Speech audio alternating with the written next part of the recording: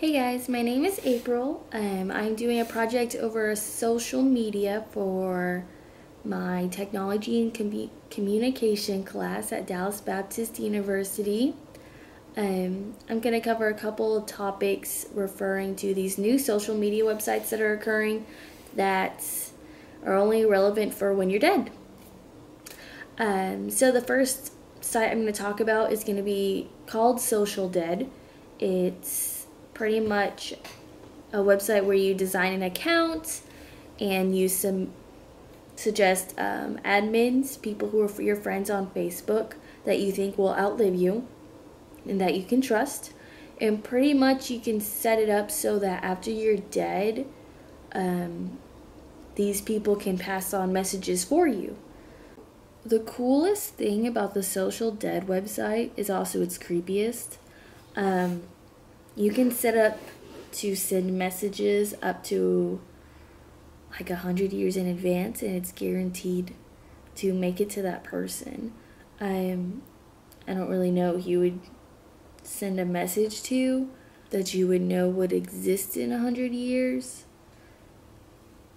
Go figure. But apparently people are looking into sending messages to their grandchildren and their great-grandchildren. And it's kind of cool. I mean, it links them into further generations, and it's as if we never die. It's preserving our image, and ultimately giving somebody their choice of last words. James Norris is the creator of Dead Social, and he created it so that people with unfinished business when they die can finish out whatever they need to be doing. Whatever words they haven't spoken, whatever secrets they need to tell. That's the sole purpose of this website. Whereas Lives On was created just for...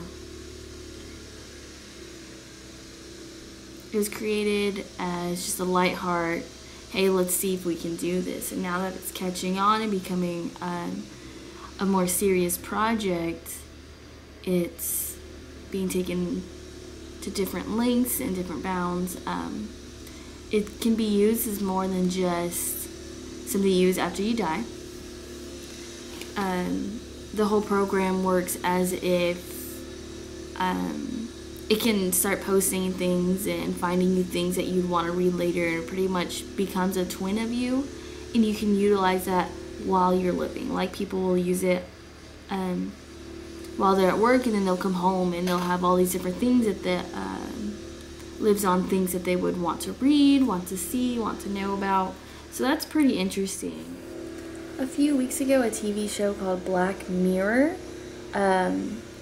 featured a concept very similar to these social media sites. It showed a woman that was grieving over the loss of her boyfriend, but she could communicate with him as if he was still alive through the internet. So the idea is out there, and it's being utilized, and it's starting to stir up in so many different ways. It's just interesting to see how they're being utilized and what exactly is happening and who's thinking about it. A part of me wonders how the grieving process is going to change in the future, merely because so many people are going to think this is such an amazing idea, and they're going to go out and do this, and these computers are going to live for them. So I guess whenever you miss somebody, you can still see their posts and what they would have liked in these days and stuff like that. But is that really what we're in need of? Is that what our bodies and our minds mentally can go through before we just settle for them being gone?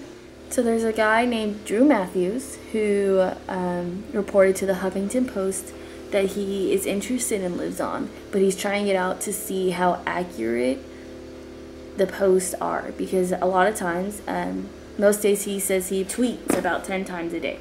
So he's challenging Lives On to see how accurate it is.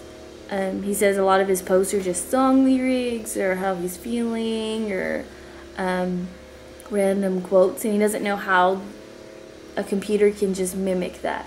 I don't know if it's going to go through song records, things that are popular these days, songs that are popular that went through the same genres that he listened to on his computer, and quote stuff like that.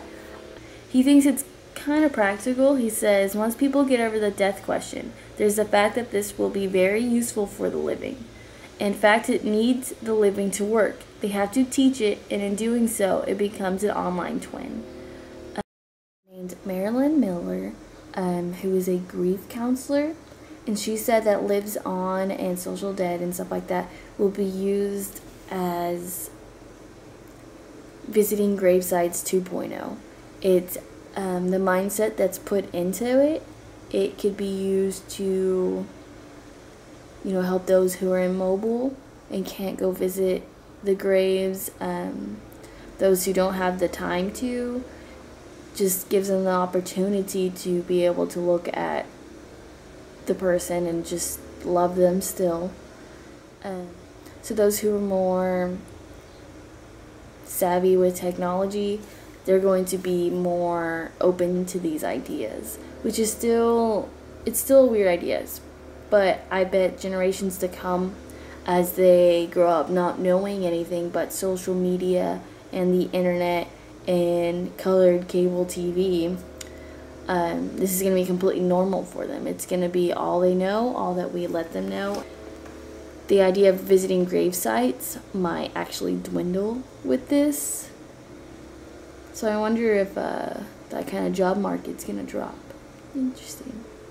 Because who needs a flashy gravesite when you can just put it online, right? Okay, so let's talk about the significance of all of this. I mean, just ultimately, we're able to communicate with the future from the past, and it's as if we're in both places at once. It's almost like time travel, but it's not. It's weird. So the idea of being able to leave a message for somebody who isn't even born yet, and it's not even a handwritten letter.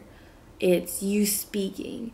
It's making the person know who you exactly were at that exact point in time and what your intentions were, what your emotions were, all that just right there in front of them. You can leave them videos, you can leave them text, you can leave them anything essentially that you can send to somebody on Facebook. The world of social media is definitely expanding. It's going to a place that we never thought it would. It's going to the future, like what the heck? So what do you say to that?